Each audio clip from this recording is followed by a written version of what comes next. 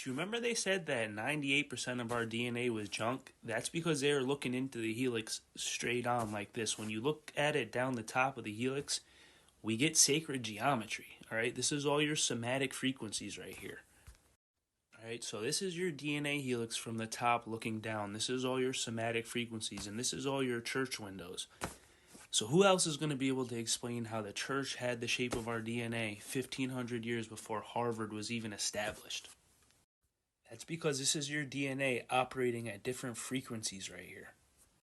This article talks about DNA as an electromagnetic fractal cavity resonator, its universal sensing, and fractal antenna behavior. This means that your DNA literally connects you to the Father, all right, through the ether. This is going to be your connection to Christ.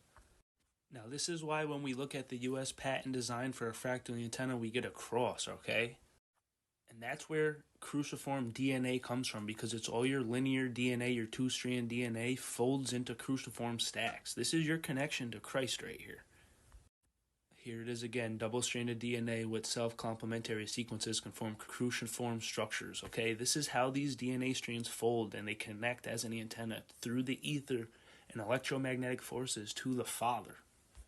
That's why all your rose windows are the same shape as your DNA helix from the top down, because they had the structure of the DNA 1,000 years before Harvard was established.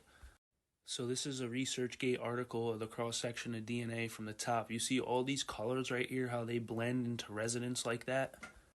That's all these base pairs on the inside of the DNA structure right here, the helix forming a resonance, right? And they produce color charges, and this is the basis and the building blocks of your DNA structure. And they're all going to form together to form sacred geometry. The same shapes that are in all your stained glass windows. Okay, these are all somatic tones. This is all magnetic resonance, okay, through sound waves and light and energy that interacts with our DNA structures. You can see here right at the top, these are all your vowels, okay? The somatic frequencies are all your vowels. This is a church window, all right? Then we have the Aztec, Egyptian, Hindu, and even CERN, because this can be used for the good or the bad. This was in all of our ancient cultures, and this is what CERN reverse engineered. This is your DNA structure right here from the top. That's another somatic window right there. Because your DNA is an antenna, okay? It connects you to Christ. This is why the Catholic Church had the structure of our DNA 1,000 years before Harvard. I'm not even playing, okay?